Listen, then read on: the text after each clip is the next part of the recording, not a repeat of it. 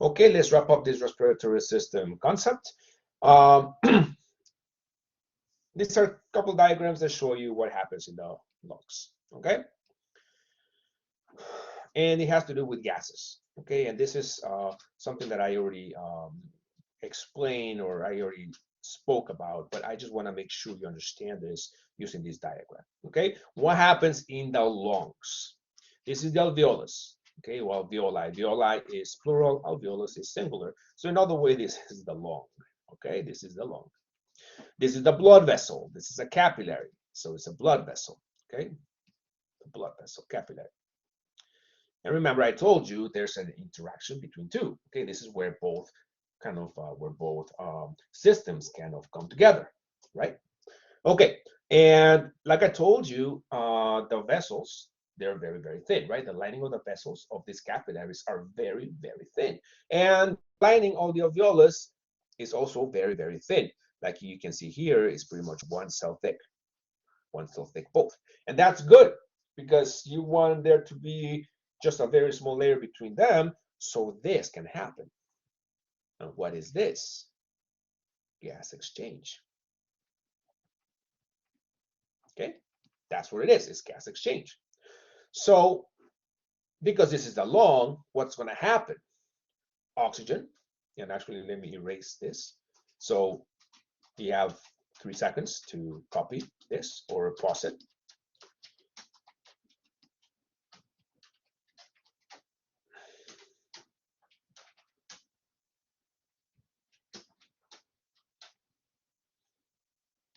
Okay, so what's happening here? Well, oxygen is going to move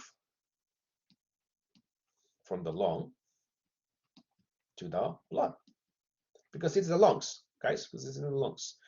Carbon dioxide, I'm going to do that in a different color because I know you like colors here. Carbon dioxide is going to go from the blood to the lung. Simple as that. And this happens where? Let me see if I can use this instead. This happens in the, that's not what I wanted to do. There you go. And this happens in the lung. That's not what I wanted to do either. Okay, never mind.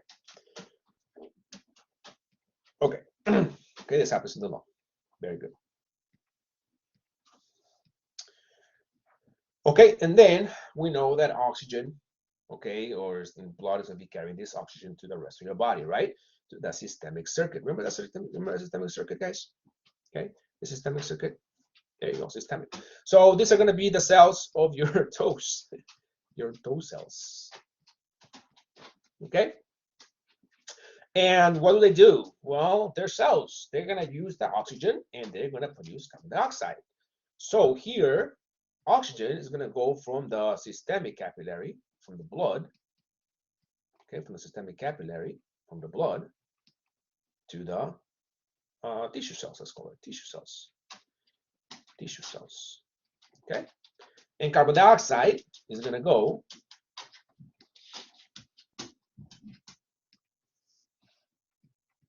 from the tissue cells to the blood. Does that make sense, everybody? Okay. Now, one more thing, and I'm going to add this to you because I know you guys are very smart people. And I'm just going to reference this. I'm going to ask you in the test what I'm going to talk about right now, but not in big detail, just kind of the very basics, because this is, again, it has to do with the mechanics of diffusion and how gases travel, okay? So bear with me, take 3 seconds, make sure you copy this or pause it before I erase it. 3, 2, 1.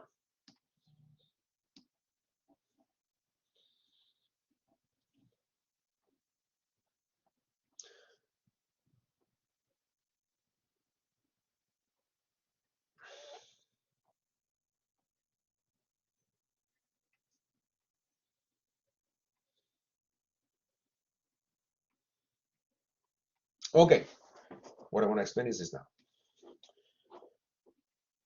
I want to do black, something neutral. Okay, remember I told you about pressure changes? Okay, how we get air in and out, okay, because we change the pressure, different changes in pressure. Well, the diffusion of gases is also because of pressure.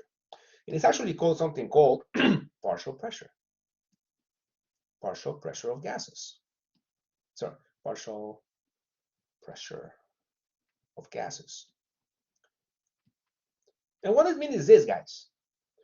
If the partial pressure, which we should say this, P of oxygen, is higher in the lungs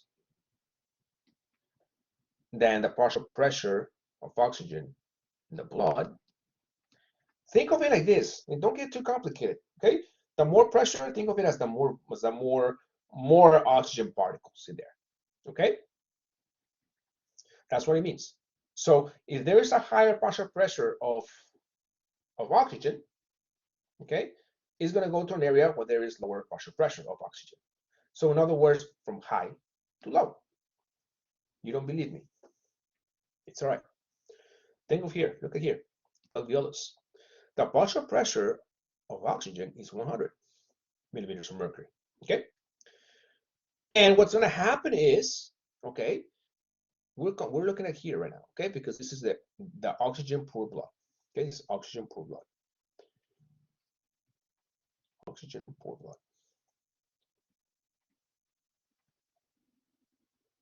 Okay, I'm going to do this thing like this. Okay, oxygen poor blood comes into the lungs, right?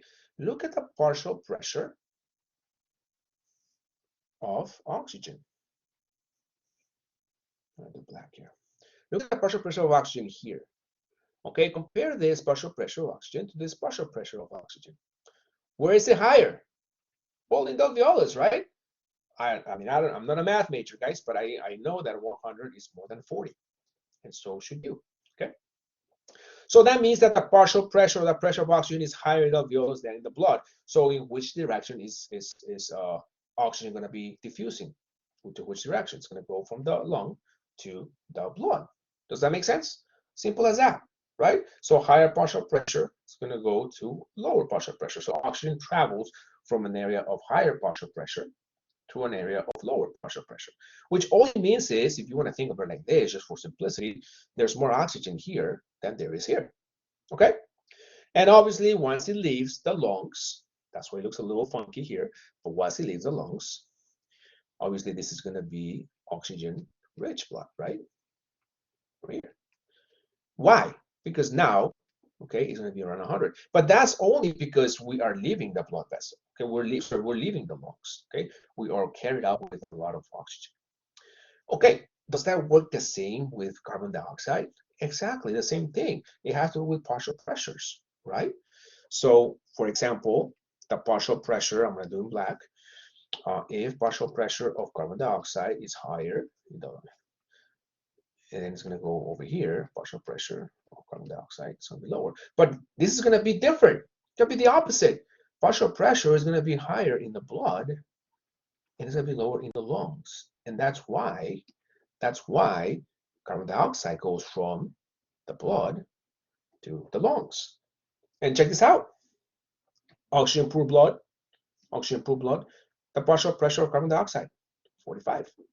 The partial pressure of carbon dioxide in the alveolus, in the lung, 40. And again, we don't have to be math geniuses to know that 45 is actually higher than 40, right? Which means that there's more carbon dioxide here than there is here, which means that gases diffuse from an area of higher partial pressure to an area of lower partial pressure. Or we can say that carbon dioxide or gases travel from an area of higher concentration to an area of lower concentration. That's why it goes that way. Does that make sense? And eventually, as we look at the other side of the spectrum here, where we see the oxygen-rich blood here, well, we have less carbon dioxide now because we dumped much of the carbon dioxide into the lungs, so we can exhale it out. Does that make sense? Okay. And now I'm just this, by the way, make sure you understand that this is this scenario. Okay. Let's talk about this other scenario, systemic circuit capillary. Is this going to change? Is this going to be different? Well, it's going to be different because now we're not talking about the lungs. We're talking about your little toe, right? But it's the same thing. It's the same mechanism. Gases will travel from an area of higher partial pressure to an area of lower partial pressure. Okay, so for example, systemic capillaries here, and as it's going to go to your toes, so your toe, and this is the cell of your toe. So what's going to happen is, if we look at the oxygen-rich blood, oxygen-rich over here, it has a partial pressure of about 100 for oxygen, right? And the partial pressure of oxygen, okay, in the cells, it's actually over here, it's 40, right? Okay, so this is the tissue. Sorry, this is the tissue, okay? It's just, there's no space here, I guess. There's no space around here, so they put them over here, okay? But same thing. So the partial pressure of oxygen in the cells is around 40. The partial pressure of oxygen in the blood is around 100. And again, we don't have to be geniuses to know that if we're going to be diffusing from higher to lower, 100 is bigger than 40. So oxygen travels from an area of higher partial pressure to an area of lower partial pressure, right? And that same thing happens with carbon dioxide, okay? I'm going to do oxygen-rich blood, oxygen-poor blood.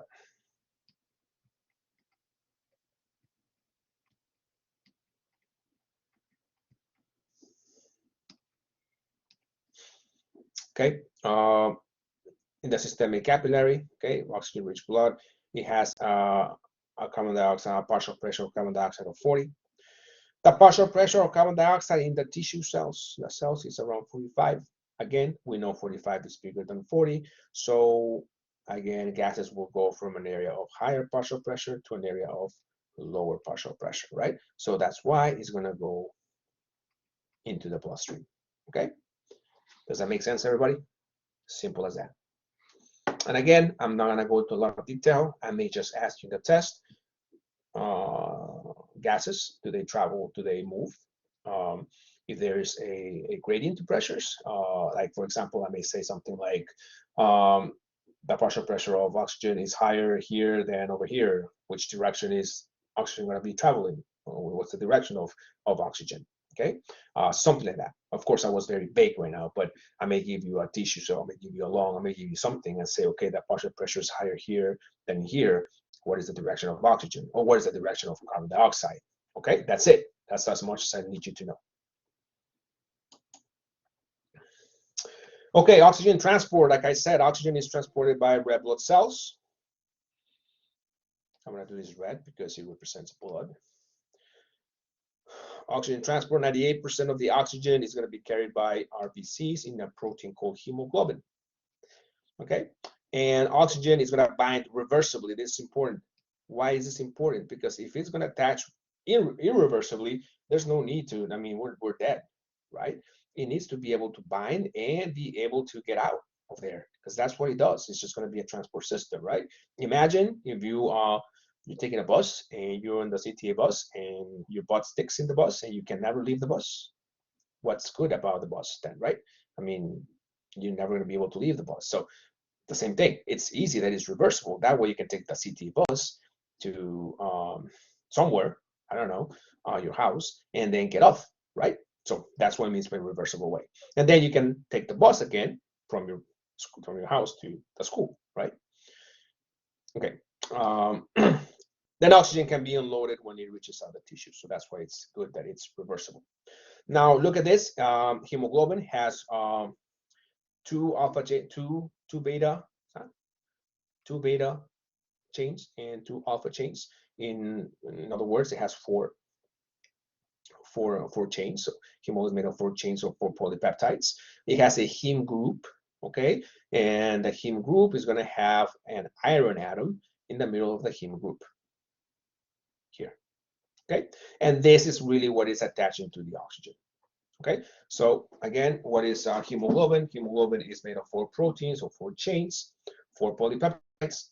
Each polypeptide chain is going to have a heme group, so there's technically 4 heme groups.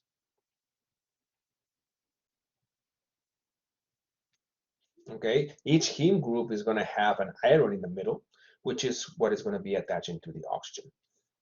And that's how you transport oxygen. 98% of the oxygen is carried by hemoglobin. Around 2% is actually just dissolved in the blood.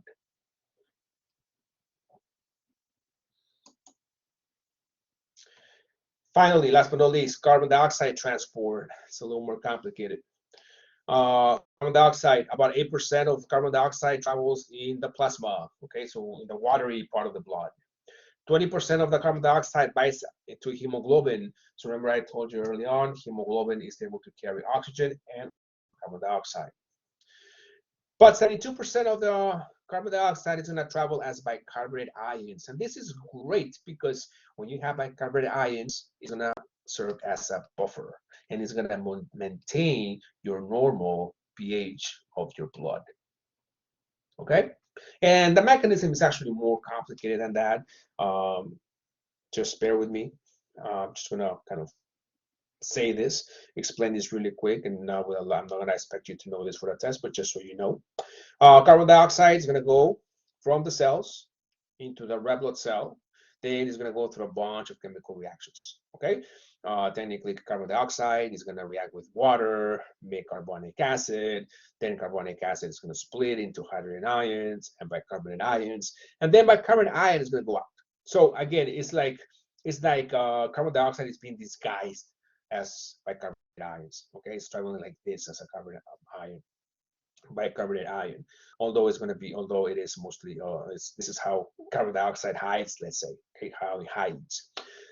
And this is the tissues. And then what happens at the lungs? Well, we have to get rid of carbon dioxide, right? We talked about this already. So now what happens is bicarbonate ion is traveling in the blood, then it's going to go into the RBC. It goes through the kind of the opposite reaction as over here, where bicarbonate ion gets together with a hydrogen ion.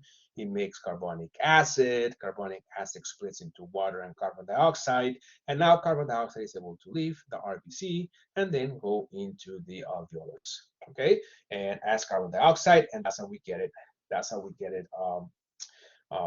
That's how we get rid of carbon dioxide. That's another way how we can get rid of carbon dioxide. And that, ladies and gentlemen, that was respiration.